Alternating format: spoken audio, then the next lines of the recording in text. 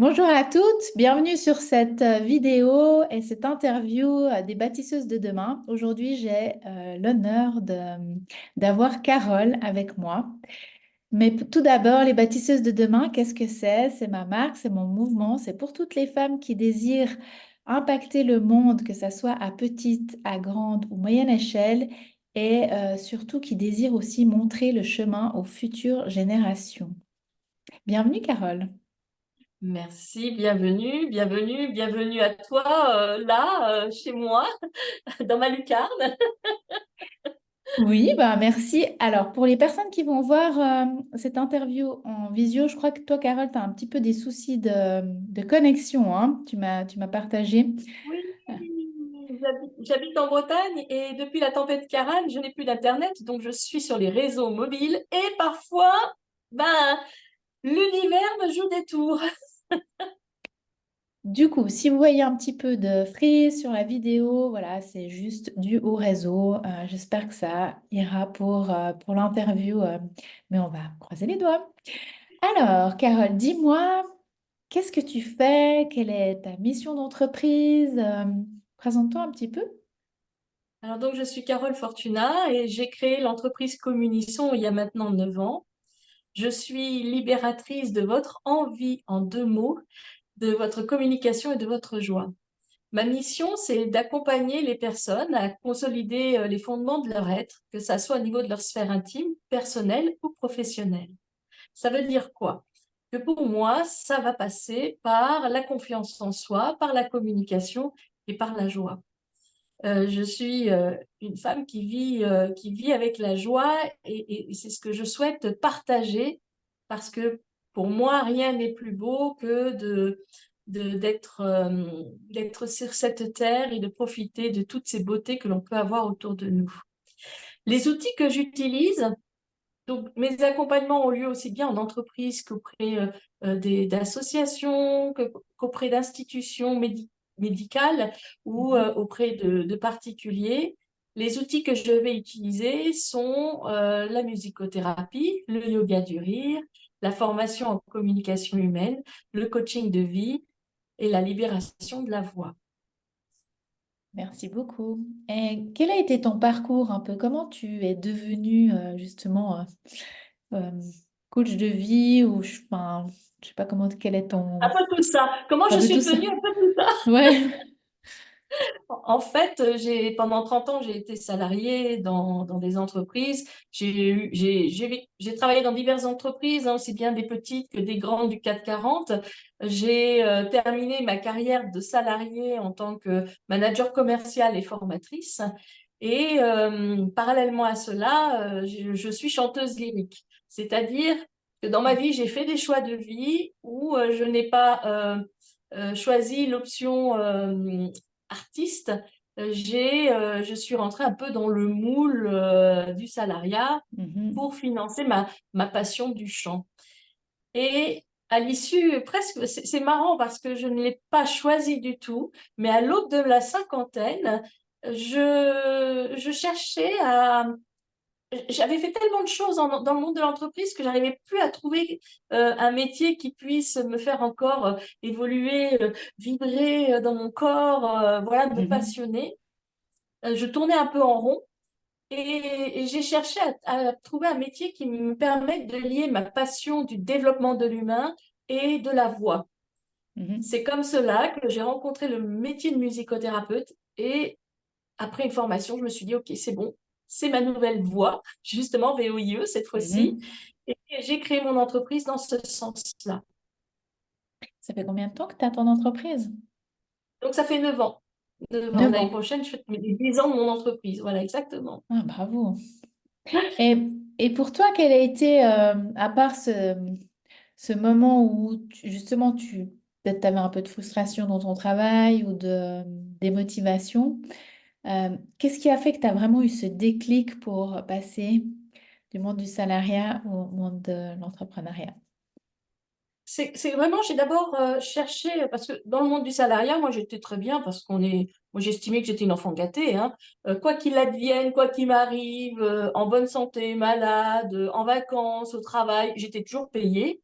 Et puis en plus, quand on a la chance de travailler dans des grandes entreprises, on a quand même pas mal d'avantages. Donc j'étais une enfant gâtée, mais c'est chouette d'être une enfant gâtée, d'avoir le confort. Mais je pense qu'à cet instant de ma vie, j'avais besoin d'aller au-delà de ma zone de confort. Alors, il y avait aussi un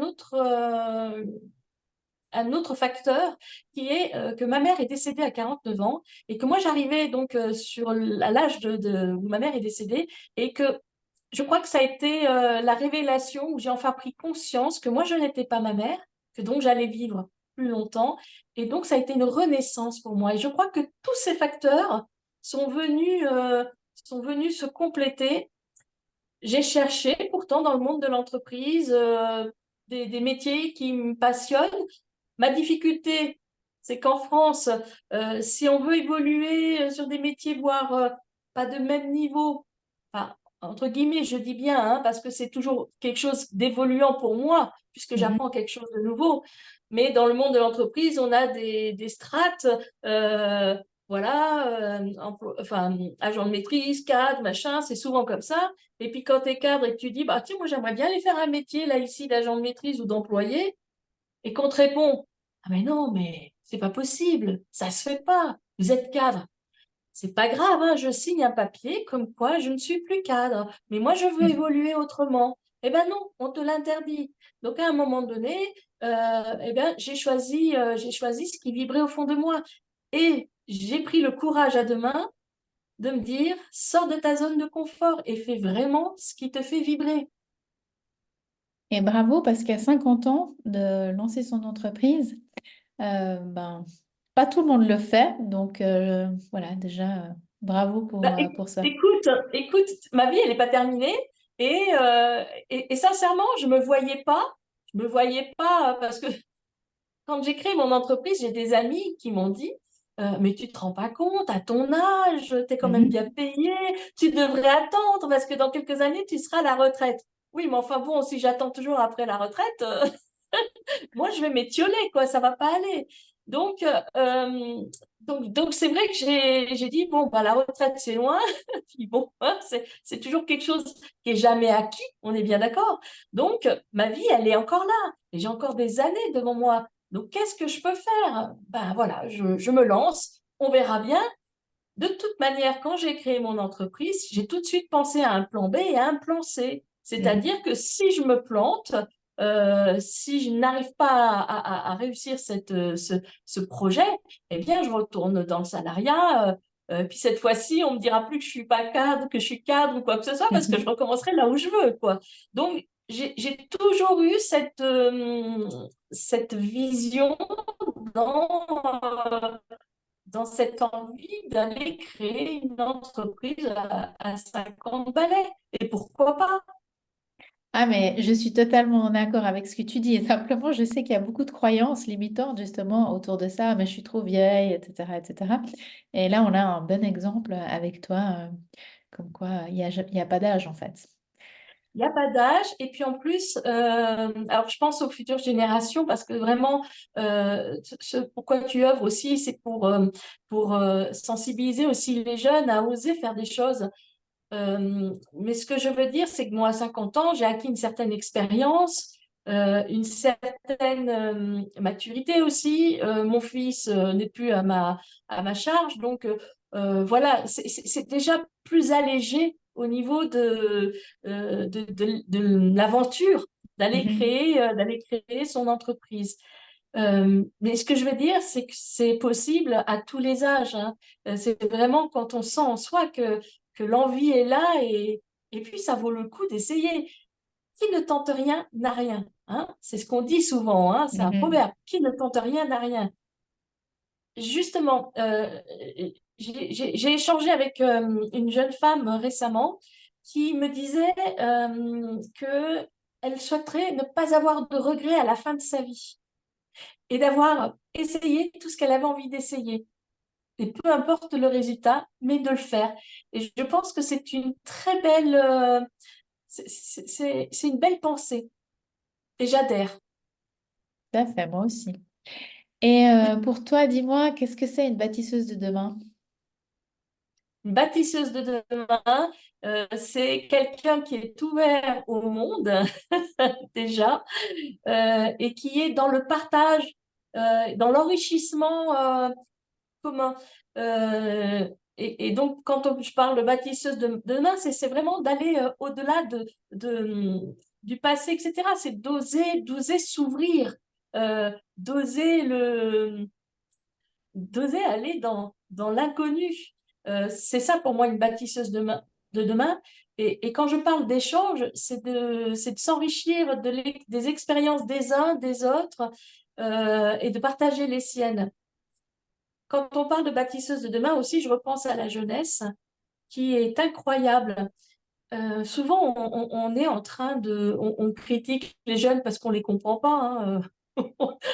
On devient des vieux cons et, et je m'aperçois euh, qu'en fait, il y a une très grande maturité dans la jeunesse actuelle, et qu'ils ont beaucoup de choses à nous apprendre, justement sur l'appréciation du temps présent, faire les choses que l'on aime, se respecter, toutes des notions que moi j'ai appris sur le tard parce que c'était pas du tout dans ma génération tout ça.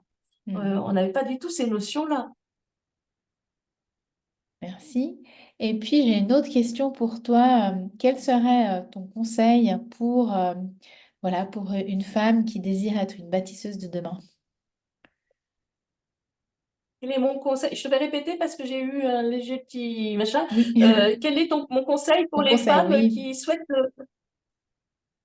Oui, pour une devenir future bâtisseuses de bâtisseuse de demain? demain, donc une femme qui désire prendre sa place. Merci, Et... merci. Alors, premier conseil, celui que j'ai donné tout à l'heure. Faites ce que vous avez envie pour ne pas avoir de regrets de ne pas l'avoir fait. Et franchement, dans ma vie, quand j'étais plus jeune, moi souvent, je me suis retenue de faire des choses parce que le regard des autres, qu'est-ce qu'on va dire, etc. Et parfois, j'ai des regrets de ne pas l'avoir fait. Ou alors, j'ai fait plus tard sur le tard quand je me suis donné l'autorisation. Donc, n'ayez pas de regrets, faites les choses que vous avez envie. Et le deuxième conseil que je peux donner, c'est faites-vous confiance. Écoutez votre cœur, votre corps, faites-vous confiance. Prenez les conseils que certaines personnes vous donnent, vous inspirent, quand vous vous faites accompagner en coaching pour évoluer, que vous ayez un mentor, que vous ayez des conseils de votre entourage. Prenez ce qui est bon pour vous, mais seul vous êtes décisionnaire, seul vous sachez ce qui est bon pour vous. Personne ne doit décider à votre place, en fait, c'est ça. Très bon point, oui. Mm. On est seul maître à bord, j'ai envie de dire, hein. Exactement, exactement. Et ça, c'est essentiel. C'est essentiel parce que là aussi, moi, j'ai fait des choses, parce que des choix dans ma vie, parce que je voulais qu'on m'aime et donc je voulais vraiment voilà, coller à l'image qu'on attendait de moi. Et ça n'a pas toujours été bon pour moi. Je ne me suis pas toujours sentie à l'aise. J'ai eu des moments un peu difficiles, un peu tendus. Par contre, et là, c'est vraiment, je parle d'expérience. Quand j'ai pris le parti de cesser d'être aimé, pas aimé, finalement, je m'en fous parce que moi, je m'aime. C'est ça déjà Mhm. le plus important. Eh bien, à ce moment-là, j'ai toujours pris les bonnes décisions pour moi. Quand vous sentez là que ça tire, que le visage il est tendu, qu'il y a un nœud dans le cœur là, dans la poitrine et tout ça, réfléchissez bien. Mais je pense que c'est pas la bonne chose à faire pour vous. Par contre, quand vous sentez que votre cœur là, pouf, il va exploser, il est en train de pousser la cage thoracique, et puis qu'il y a des bulles comme des bulles de champagne dans le corps, ça c'est bon. Merci. Et puis, ma dernière question à toi, c'est est-ce que tu aurais aussi un conseil pour générations futures ou voilà, quelque chose que Ouais. tu pourrais leur dire? Continuer à enseigner vieux cons que nous sommes, ce qu'est la vie, ce qu'est le respect de soi. Vous êtes, moi je trouve, enfin je m'adresse à tous les jeunes, je trouve que vous êtes dans le juste, et enseignez-nous cela. En plus, je constate aussi que l'environnement est vraiment un sujet qui m'intéresse énormément. Je fais partie des générations aussi qui ont rendu la planète un peu poubelle. Et je trouve que les jeunes sont beaucoup plus sensibles que nous à ce respect de la planète. Donc, bah, continuez et montrez-nous le chemin. Mhm. Merci beaucoup, Carole, pour cet échange. Bah, si vous avez Merci aimé à toi. cette... pardon. Merci à toi. C'était un plaisir de t'accueillir. C'est un peu en décalé en fait. Du coup, des fois, je suis... Mais voilà, j'espère, je pense que ça le fera sur l'enregistrement.